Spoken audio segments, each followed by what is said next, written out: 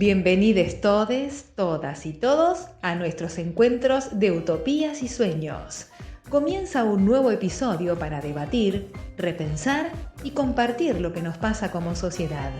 Hablemoslo.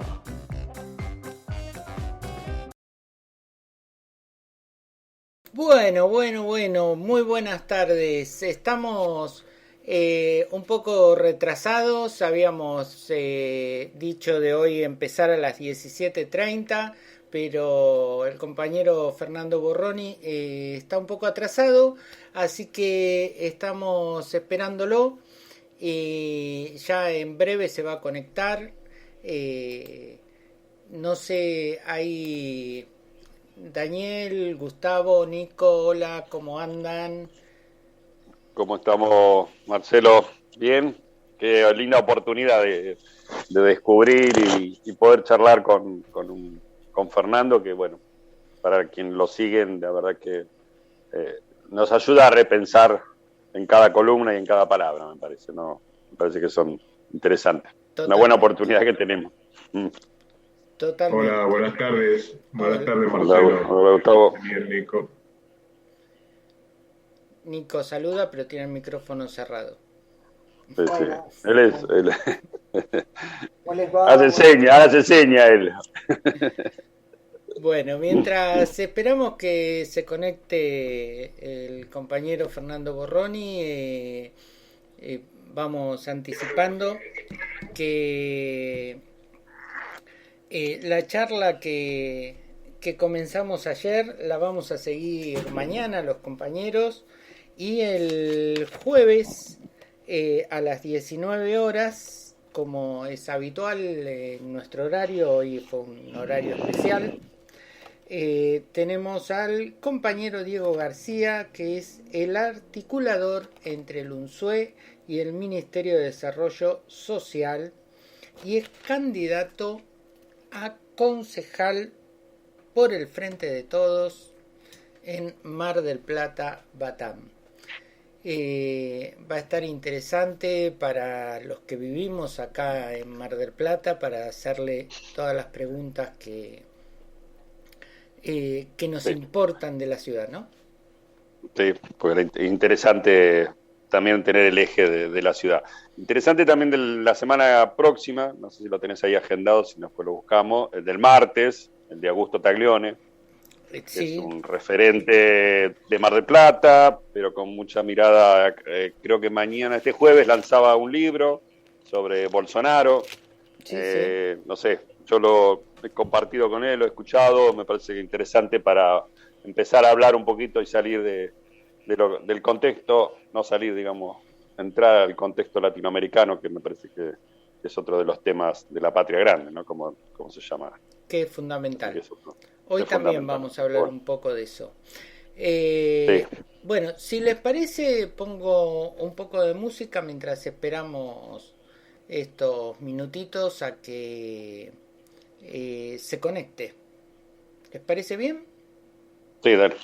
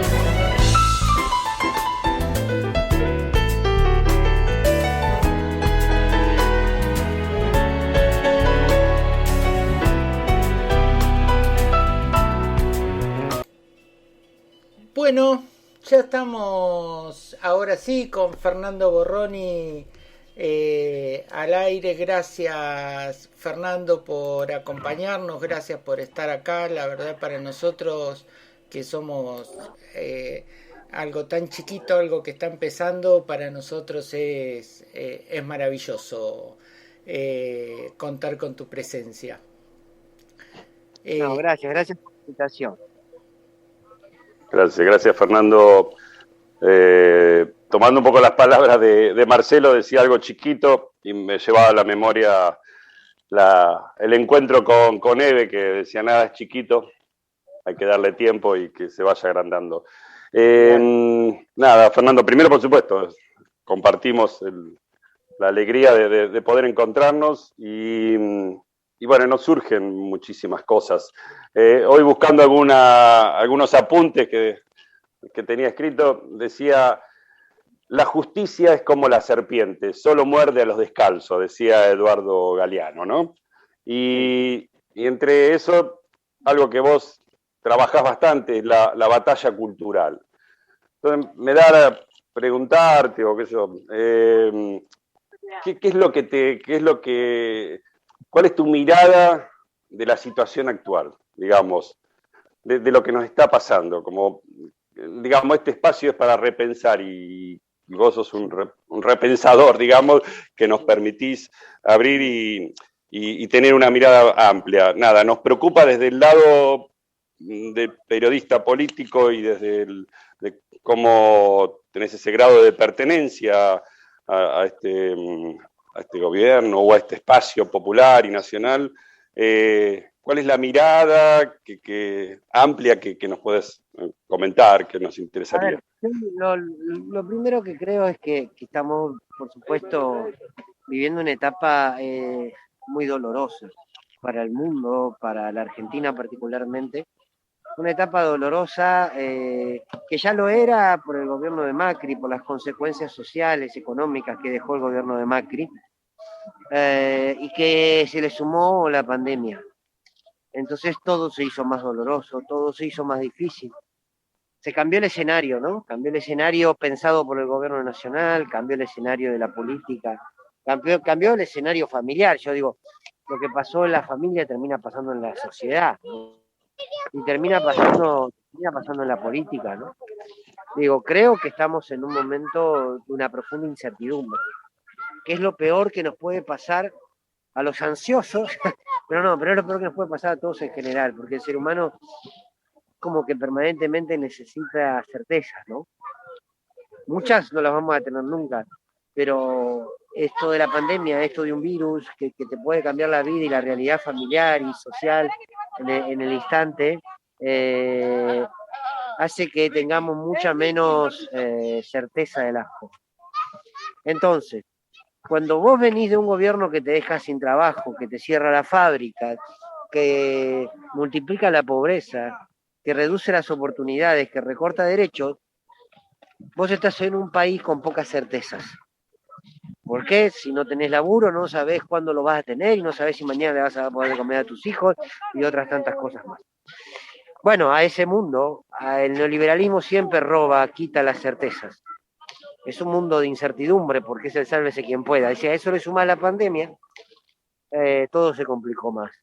Entonces, estamos en un terreno que nadie esperaba y en un terreno donde salimos a combatir un virus y al mismo tiempo a tratar de sostener una economía derrumbada y al mismo tiempo a tratar de por lo menos plantarle cierta batalla discursiva a un sector del poder.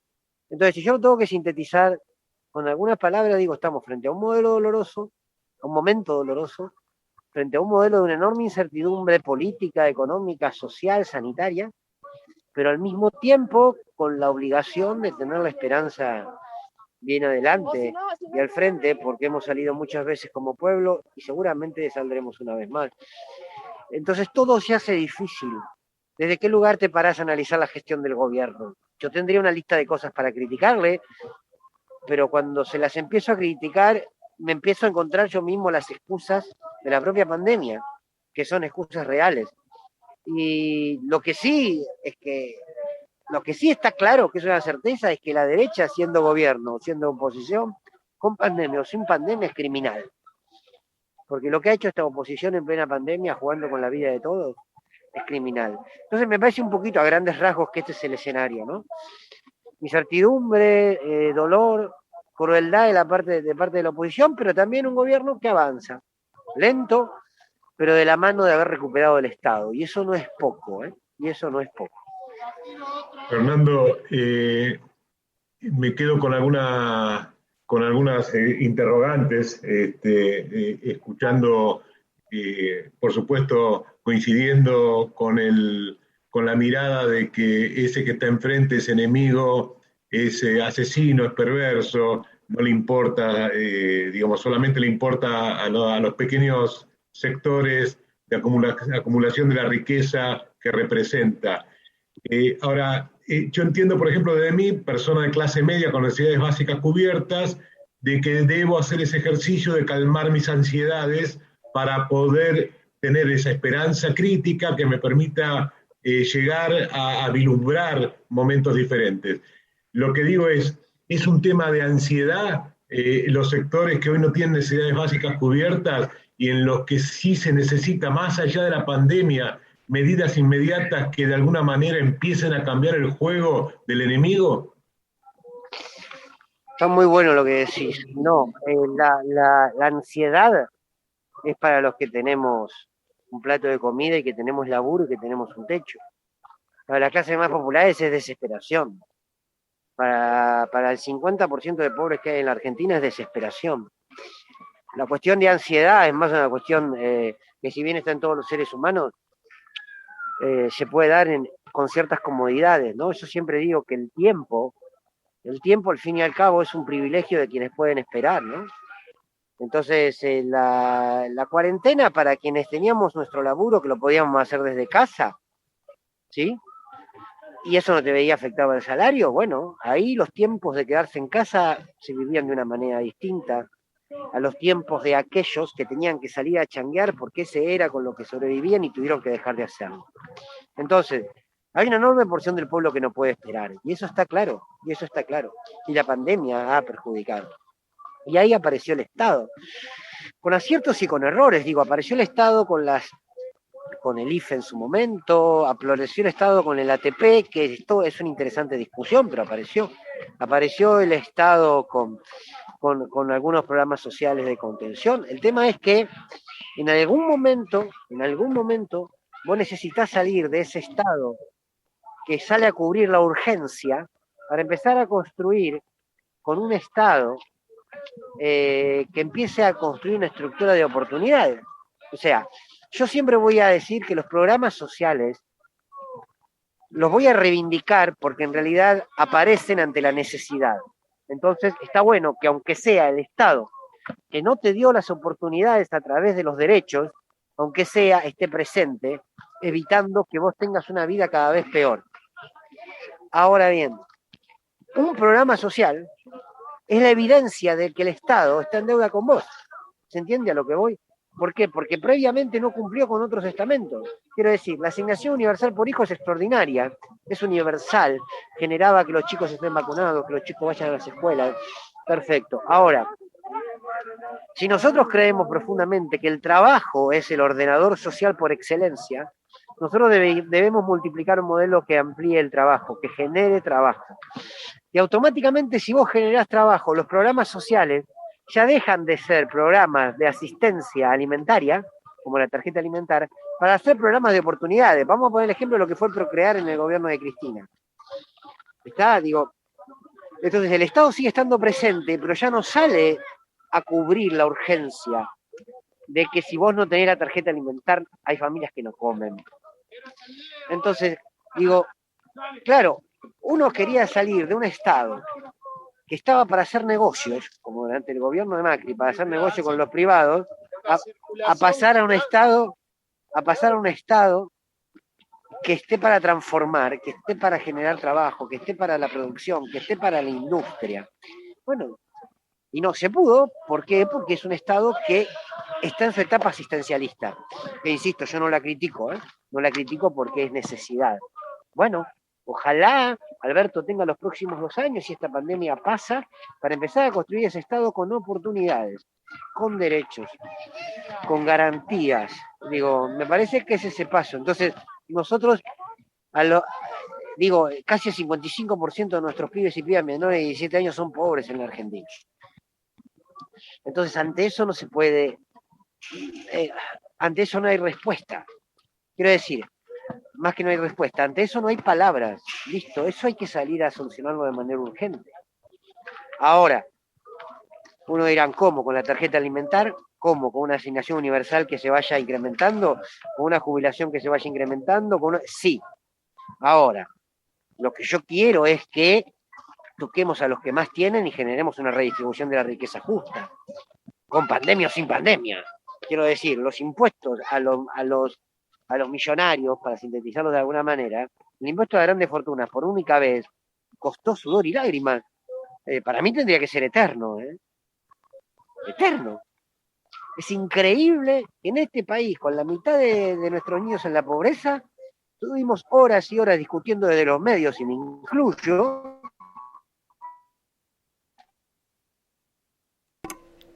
Ay, creo que se le cortó a Fernando el audio. Interesante, ¿eh? Muy interesante. Ahí Nico quería hacer una pregunta también, levantó la mano. Sí, yo voy a probar cómo se hace eso. Mira, aprendí eso, levantar la mano. Bueno. Sí, está interesante para ir pensando, ¿no? En estas dos cosas que trae, por lo menos en el tema de las ansiedades que a todos nos generan. No sé si nos escucha. Yo te estoy escuchando, sí. Mira, Bueno, bien, buenísimo. Buenísimo, Fer. perdón, se te había cortado y bueno, estábamos pensando un poco. En todo esto que traes, que obviamente comparto y compartimos seguramente en pensar que no, que nos genera ansiedad.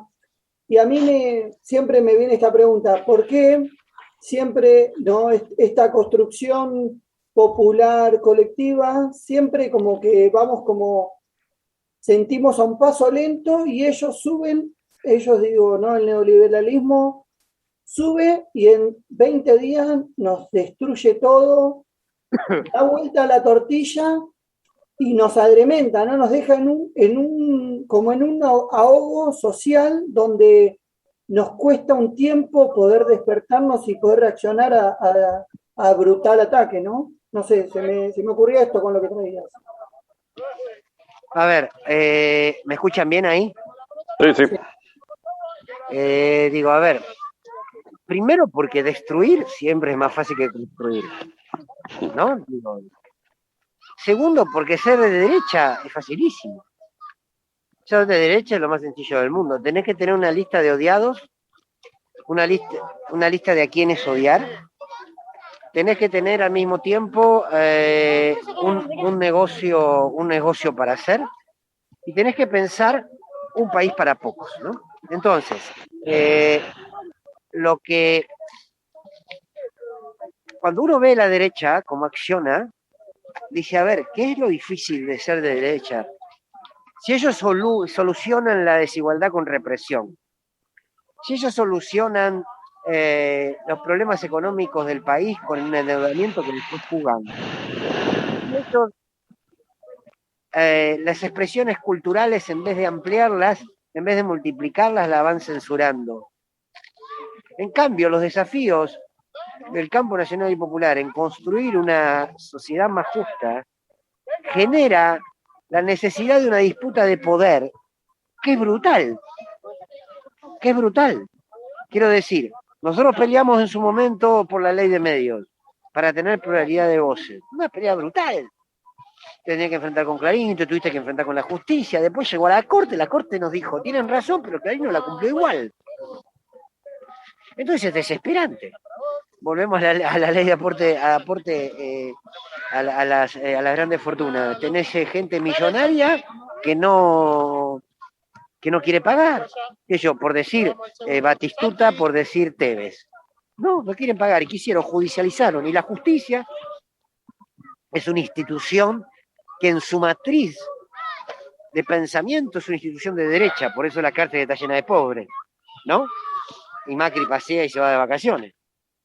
Entonces, te terminan judicializando una ley que fue votada por el Congreso. Y entonces no le puedes terminar cobrando. Y Cristina fue por la ley de matrimonio igualitario y se te plantó la iglesia. No, quiero decir, hay una canción de Silvio que en una parte dice, nuestras verdades levantan muros. ¿No? Y es esto, nuestras verdades cuestan. Nuestras verdades son bravas. Nuestras verdades exigen tiempo, exigen organización. Y a veces, también hay que decirlo, no tenemos la autoestima suficiente, y lo digo en términos generales, para hacernos cargo de lo que somos y de lo que representamos. Entonces queremos terminar dialogando con aquellos que siempre nos van a clavar un puñal por la espalda, porque es como el cuento de la rana y el escorpión. Entonces digo, estos tipos, como vos decías, Nicolás, recién, esos tipos, Macri asumió, ¿cuál fue la primera medida que tomó? El primer decreto, terminar con la Autoridad Federal de Servicio de Comunicación Audiovisual. O sea, Clarín lo había puesto en el poder, Clarín le dijo, podés armarse la AFCA. ¿Les tembló el pulso? Ninguno.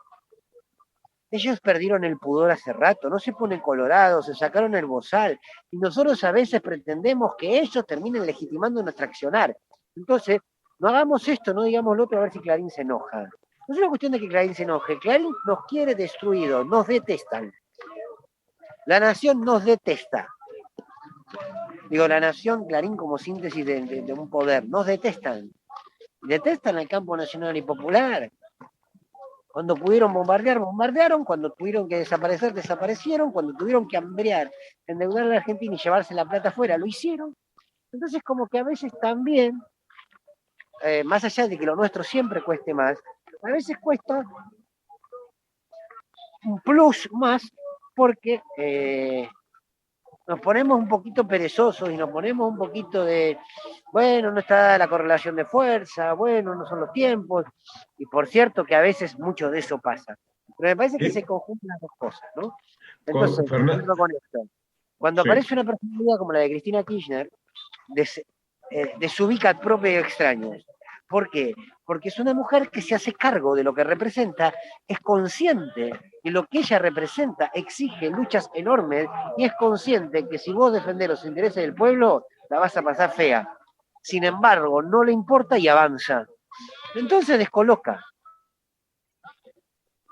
Sí, digo, Fernando, en nuestra historia, como vos bien mencionás, hubo bombardeo, existió Perón, hubo bombardeo, hubo desaparecidos, hubo un poder popular que siempre avanza y retrocede, pero digo, nosotros creo que a esta altura descubrir la perversidad del enemigo o lo que el enemigo es capaz, tenemos sobradas muestras en nuestra historia, en nuestro presente, de lo que este enemigo es capaz. Lo que nos genera desesperanza es cuando posiciones o conducciones que aparecen de un lado muy progre, reformista, conservador, parecería que el tema sería descubrir quién es el enemigo. El enemigo sabemos, muchos sabemos quién es y cómo nos trata, por eso Silvio también en su momento escribió Papel contra Fusil, digo, el tema es la construcción de esa esperanza en el camino de ver señales de enfrentamiento real para crear una estructura económica diferente, porque digo, también Macri daba planes sociales. Lo que digo es, ¿cómo vislumbrás, vos que tenés sin duda un gran nivel de información y de militancia y de tarea que llevas adelante y por eso es tan interesante poder escucharte? ¿Cómo percibís ese camino hacia un enfrentamiento de verdad para dar batalla mano a mano, como lo hizo Néstor, como lo hizo Cristina? ¿Cómo percibís hoy en este momento? ¿Ves señales de ir en ese camino hacia un enfrentamiento real, de poder real?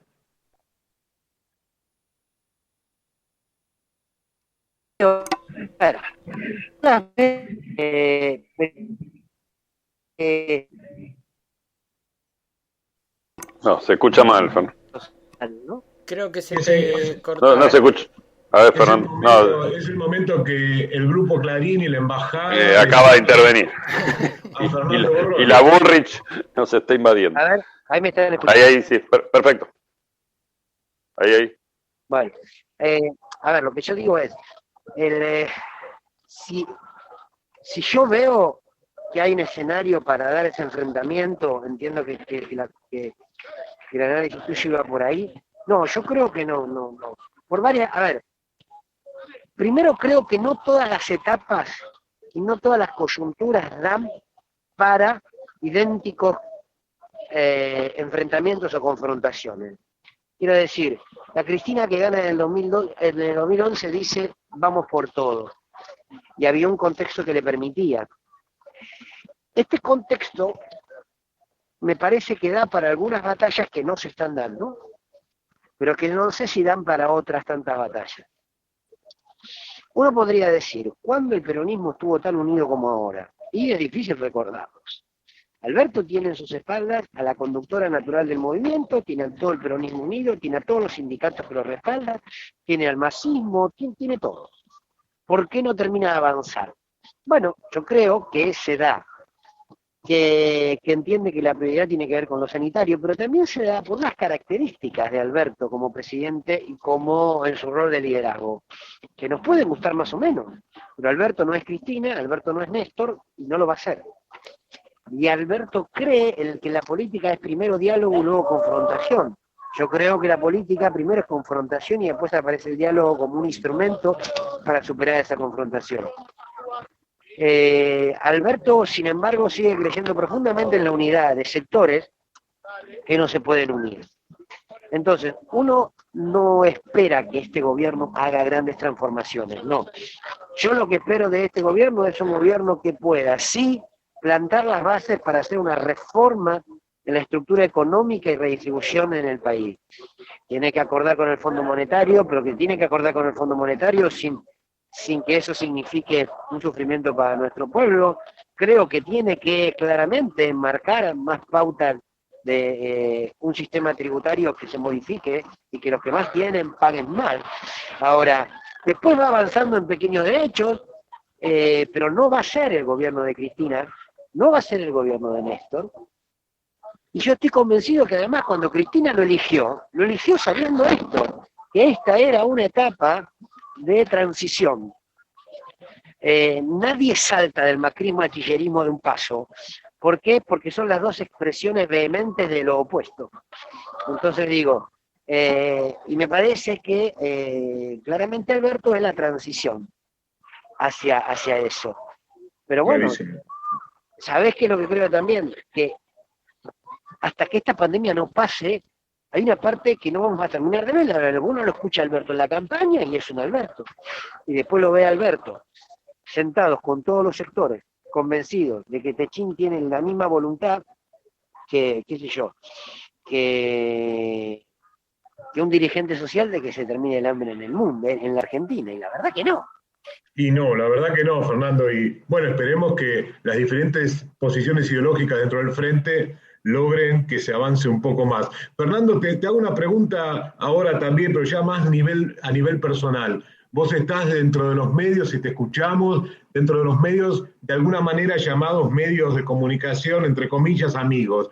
¿Cómo es tu convivencia ahí adentro? ¿Cómo es tu convivencia con tu ideología, con tu percepción, con tu concepción? ¿Me lo preguntás por lo del cadete? ¿Me lo preguntás por lo del cadete de ayer? No, en general, Fernando. No, te cuento, no tengo ningún problema. Se armó un despelote con esto. Sí, ya sé, del despelote, pero digo, más allá de... Te agradezco la pregunta igual, te agradezco la pregunta. Dale. Yo creo varias cosas. Primero creo que tenemos que entrar en una relación, quienes estamos en los medios, tenemos que entrar en una relación madura de lo que significan los medios privados, que son empresas, ¿sí? Con los trabajadores de prensa. En ningún medio vos decís todo lo que querés y en ningún medio te obligan todos los días a callarte con algo. Puedo poner ejemplos tranquilamente. A mí en las 7:50, en hace 8 años ya que estoy, nunca me dijeron de esto no podés hablar. A mí. Pero sí sé que muchas veces la pulsión política que tienen los dueños del grupo para con los actores de la política hizo que se pueda actuar con más o con menos libertad en una situación. A ver, lo digo claramente. Yo más de una vez durante el gobierno de Macri critiqué a la CGT. ¿Sí? Nunca me impidieron que yo critique a la CGT. Más de una vez me dijeron, aflojá un poco con la CGT, porque el dueño de este grupo forma parte de la CGT. ¿Sí? Ahora, ¿qué hice yo? ¿Salir a decir me censuran? ¿O traté de buscar los recursos para seguir hablando de la CGT de una manera en que yo pueda decir lo que quiero y al mismo tiempo no llegar a la tensión de que te digan te callas? El periodista tiene su línea editorial y el medio tiene su línea editorial. A veces acuerdan y a veces entran en tensión. Pero la censura no es que alguien te diga afloja un poco. ¿Sí? Entonces, yo trabajo con mucha libertad en la 7:50. Yo trabajo con mucha libertad en Radio del Plata. Hay queridos colegas que se fueron de Radio del Plata diciendo que sentían que se los censuraba por kirchnerista. Bueno, yo los respeto. Ahora, qué sé yo, en off, si quieren, hablemos de los motivos por los cuales muchos se fueron de Radio del Plata, que no tiene que ver con eso. Creo que nadie duda de mi posicionamiento político, ¿no? Y que yo estoy abrazado al kirchnerismo. Y yo sigo en la radio y gracias a Dios nos va muy bien. En C5N, a mí, yo se los aseguro, a mí, ¿sabes? Yo empecé en septiembre del año pasado, a mí nunca, nadie en el canal me dijo que yo no podría hablar de Larreta. Me cansé de castigarlo a Larreta. Y se dicen, a tal periodista lo echaron porque fue a hacer un scratch y Bullrich llamó y pidió que lo echen. ¿Alguno puede creer? Miren los programas para darse cuenta cómo le pegamos a Bullrich todo el día. Es más, hasta nosotros mismos decimos, parece que no hablamos de otra cosa. Entonces, ¿cómo es mi relación? Yo les soy totalmente sincero, de absoluta libertad. A veces, en algunos temas, hay tensiones. Sí, claro. Pero esas tensiones vos tenés dos opciones. Te sentás con el productor o te sentás con el gerente y decís, yo quiero hablar de esto. Y el gerente o el productor de cualquier medio, de radio o televisión, te dice, mirá, hoy nosotros no queremos ir por ahí. Y vos lo discutís, y vos la peleás, y terminás negociando algo. Y esto es así. O todos en la vida decimos todo lo que queremos en todos lados. Ahora, yo nunca me sentí prohibido. A mí lo que me genera mucha bronca y mucha indignación, que muchos que salen a criticar que un medio determinado hay censura, o que a tal persona le echaron porque no podría hablar de Larreta, después, bueno, ya está, después sostienen los medios que tienen por pauta de Larreta. Entonces nos conocemos todos con todos. Entonces yo me harto, y esto es lo que ayer me costó el enojo de muchos, a mí me enoja que cada vez que un periodista deja de estar en un medio, se va con el discurso de perseguido. Algunos lo son, otros no. Cintia García fue perseguida por el macrismo. Sandra Russo fue perseguida por el baraquismo. Todo 678 fue perseguido por el macrismo. ¿Está? Pero en este gobierno no se está persiguiendo. Durante el macrismo sí se perseguía. Y muchos dicen, en tal medio se recibió pauta de tal sector político. Digo, que me digan que alguno tiene la primera piedra de que no recibió pauta del macrismo. De muchos que son grandes periodistas, ¿eh? Clarísimo, Fernando, por eso decía cómo convivir con todo eso y cómo Por poder eso, seguir déjame avanzando agregar algo más. con la mayor libertad posible. No es que la tenés la libertad. A ver, ¿cómo decir? Mirá, este ejemplo de la CGT que te voy a poner parece muy estúpido, pero te juro que no lo es. Cuando a mí me marcaron más de una vez que afloje con el tema de la CGT, yo dije, bueno, perfecto, ¿qué hice? Hablé 2 veces más de la CGT, y en vez de hablar del triunvirato de la CGT, hablé de Gaby, Fofó y Miliki. Dije una vez en una editorial que el triunvirato de la CGT era más parecido, ¿te acuerdan de los 3 pachacitos, Gaby, Fofó y Miliki, que a 3 dirigentes sindicales? Bien, lo dije varias veces. A partir de ese día, yo no nombré más a la CGT. Yo decía Gaby, Fofó y Miliki. Y todos los oyentes sabían de qué hablaba. Como Víctor Hugo cuando dice chanta feroz. Todo el mundo sabe que habla de Larreta. ¿Está? Ahora, al lado de Víctor Hugo, no sufrimos censura, ¿eh? Porque nadie en la 750... Entonces, lo que sí, déjame redondear con esto, lo que sí digo es, tenemos que entender que siempre hay tensiones. Pero las tensiones son una cosa. La censura es otra. Entonces, yo llegué un día al canal y dije, perdonadme, cierro con esto porque es un tema que justamente me tuvo bastante caliente estos días. Yo llegué un día al canal y dije, quiero hablar de Palestina. Pero quiero hablar de Palestina, hablan diciendo que Israel, que ejerce un estado de ocupación, hablar del Estado de Israel que está cometiendo un genocidio, que esto y lo otro. Lo primero fue sorpresa, porque pocas veces se habló de eso en la televisión. Tuvimos 1 hora discutiéndolo con los productores. Listo, y salió. Y salió tal cual lo quise hacer. Hubo un momento de tensión, que no significa pelea, significa tensiones. ¿Por qué? Porque los medios son empresas, que no pueden censurar ni manejar el periodismo, pero que tampoco a mí me quiere hacer creer nadie, ¿sí? Que no dicen o callan mucho por si les llega o no les llega la pauta.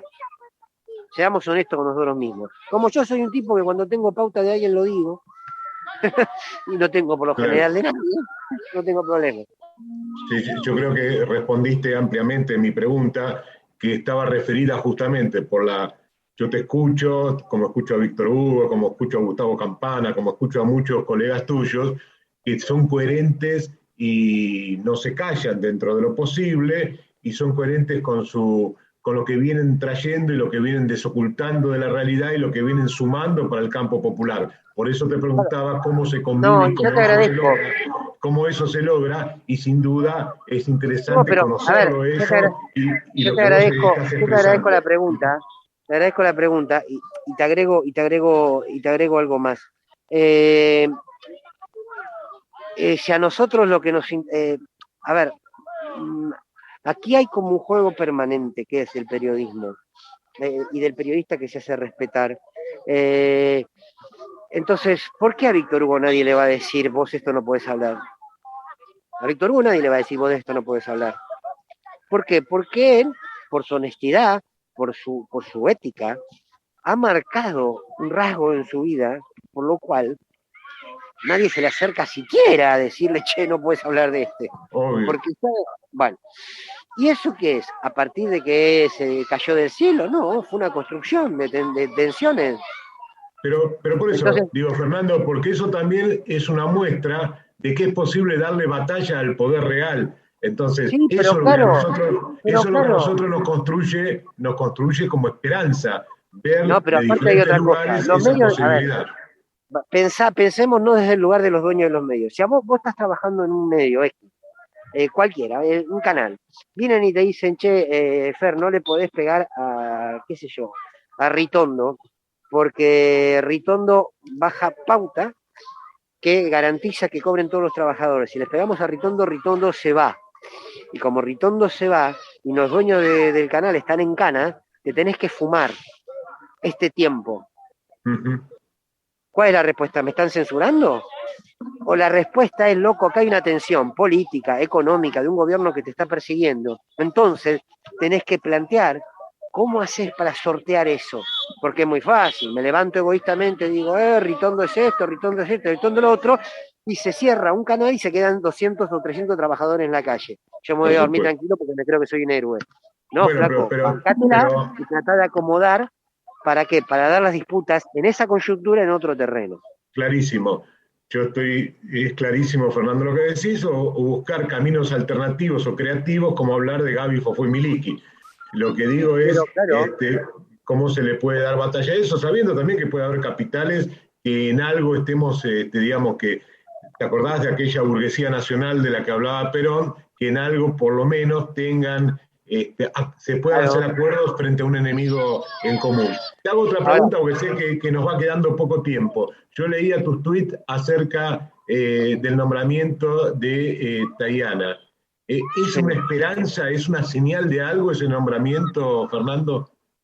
Me parece que, a ver, Tayana yo creo que es uno de los dirigentes políticos más importantes de nuestro país, con un volumen político, con una coherencia, con un compromiso y una lealtad en defensa de los intereses populares. A mí la verdad es que me agradó muchísimo. Me parece que también Rossi lo era, me parece que hay una, no sé si una esperanza distinta, nueva que se sume. Lo que sí hay es, me parece, una confirmación de cierto rumbo, ¿no? En algunos sectores. Entonces, me parece que va por ahí. Y me parece que Agustín Rossi también era un gran ministro y que el cambio de lo que significa ahora Tayana es... Uy, se te cerró el micrófono, Fernando. ¿No lo podés abrir vos? No. Ahí está. Ahí está. Se nos abrió, se nos cerró. Cosas a la vez. Entonces, bueno, nada. Yo creo que sí, yo creo que enaltece el gabinete, no tengo ninguna duda. Me parece que es un hombre de una enorme coherencia. Y después, digo, en términos de las esperanzas o no, yo creo que hay que esperar, porque no nos queda otra y cuidarnos y ser responsables para que esta pandemia pase. Y después yo creo que el vínculo entre el gobierno y su pueblo va a ser distinto, porque hay otro nivel de expresión, porque hay otro nivel de exigencia, porque hay otros ritmos. Me parece que tiene que ver con eso, ¿no? Pero sí me enorgullece, así es una palabra lo de Jorge. Perdón, bueno, Gustavo, sí. Fernando, sabemos que te queda poco tiempo y Daniel tiene una pregunta. Estoy bien, si ustedes tienen tiempo, yo estoy. Por nosotros nos quedamos hasta las 10 de la noche charlando con vos. Sí, no, estoy bien, tengo un rato más. Bueno, no, creo que Marcelo en realidad la había levantado hace rato y ya algunas preguntas las respondió Fernando, pero me parecía que quedar con esto de que planteaba Gustavo, el caso de Tayana y el caso de la esperanza, digamos, de los conductores que tienen que llevar este modelo, con las diferencias que podemos tener en algunos, pero con algunos conductores que se van sumando, la pospandemia, diría, cuando esto ojalá prontamente se termine. cuáles son los caminos y si podemos, obviamente, la esperanza nunca la perdemos, pero ¿cómo visualizás el post de todo esto? Yo lo visualizo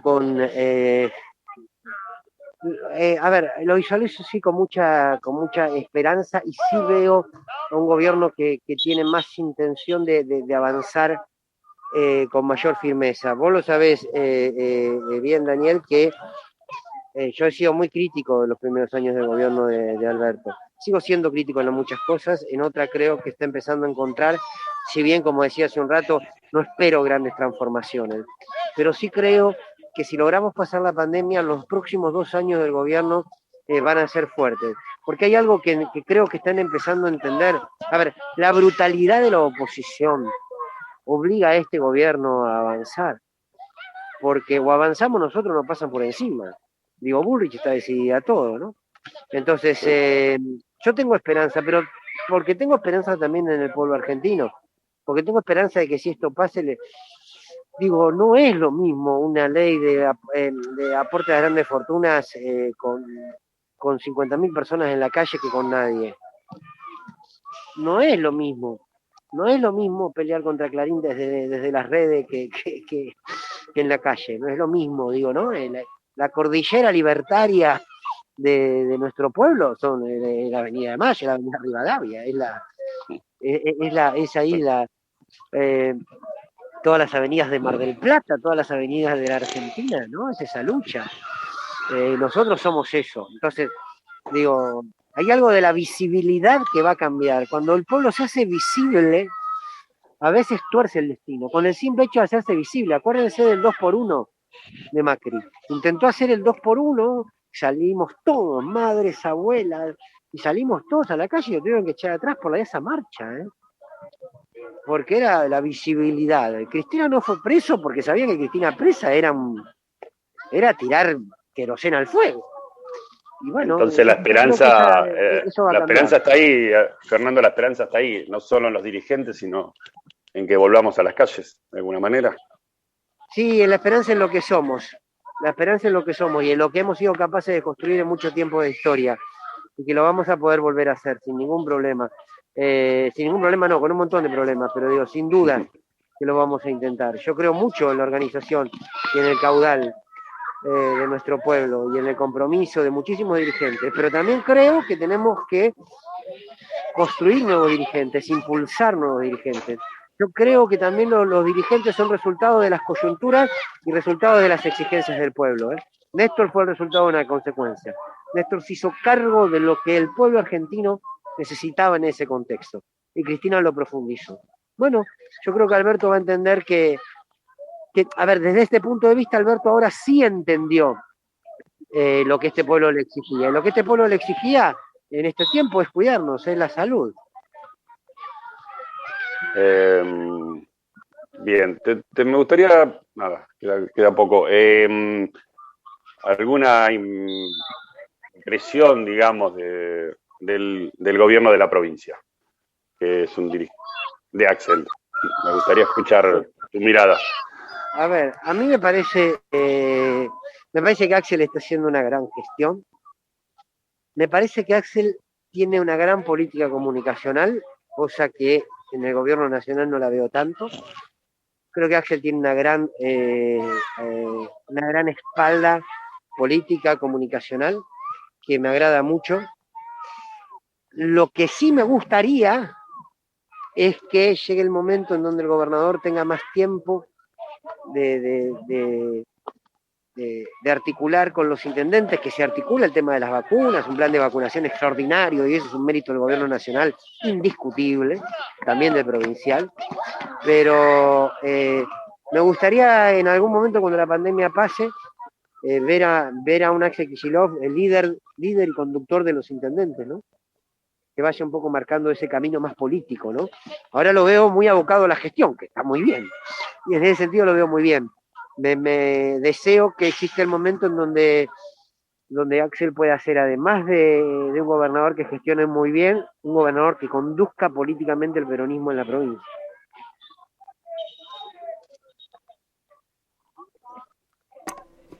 Bueno, Fernando, nos resta agradecerte por todo este tiempo, también decirte que cuando tengas otro ratito de tiempo, a Nico y a todos nosotros, en nombre de Nico, pues fue el que me lo escribió en el chat, nos encantaría hablar del tema de Palestina y la ocupación israelí. Es un tema también que lo tenemos ahí y nos encantaría poderte tener en otro momento hablando un poquito más allá de nuestras fronteras, hablando de la patria grande. Bueno, cuando quieran, para mí es un placer, cuando quieran, no hay ningún problema. Les pido disculpas si lo de hoy fue medio desordenado, pero yo tengo como un mandamiento no cortar las actividades de mis hijos por actividades propias. Entonces, bueno, nada, vine con mi hijo acá a fútbol y bueno, así que disculpa si salió un poco desordenado, pero bueno, no quería tampoco fallarles, pero estoy a disposición para cuando quieran. Borroni, ¿Messi o Maradona? Maradona siempre. Grande, Fernando. Maradona siempre. Fernando. El tema que yo sigo hablando. Messi me puso muy contento que haya ganado la Copa, me emocionó verlo así, me parece que es un enorme jugador, pero Diego está en el aire, Diego es otra cosa. Diego es pueblo. No, Diego es otra cosa, es inexplicable. Yo nunca en mi vida pude entender por qué una persona se podía hacer un tatuaje. Y estos últimos tiempos, los 48 años, digo, yo me voy a tatuar el barrilete con el número 10, chiquito, en un rincón. No, Diego es... Diego es el aire que respiramos, que respira la Argentina. Lo bueno y lo malo, porque yo lo compro entero, no lo compro con parte. Digo, Fernando, pero qué rol importante también con esto que te decía Marcelo, que ojalá nos brinde la oportunidad de tener un nuevo encuentro en algún momento con vos, hablando de la patria grande. Qué rol importante también tuvo desde su lugar Diego en la construcción de esa patria grande, con el poder contar desde su lugar quién fue Fidel, quién fue Chávez, el apoyo a la revolución bolivariana y tantas cosas más. Así que bueno, en el próximo encuentro podemos seguir hablando sobre esto. Claro que sí, será un placer, gracias. Gracias, Fernando. Gracias, enormemente. Así que bueno, te molestaremos en otro momento. Cuando quieran, no es molestia. Bueno, muchas gracias, un abrazo. Fernando. Nos volvemos a encontrar, por supuesto, mañana. Y nada, creo que nos queda un montón de temas ahí enlazados para poder desarrollar mañana, pasado. El jueves los invito a las 19 horas. Diego García, precandidato, porque no es todavía candidato, precandidato a concejal por el Frente de Todos para Mar del Plata, Batán, y actualmente coordinador del Centro de Referencia UNSUE con el Ministerio de Desarrollo Social de la Nación. Compañeros, gracias por haberme acompañado, por haber estado. Nos vemos mañana. Gracias, Marcelo. Gracias, Marcelo.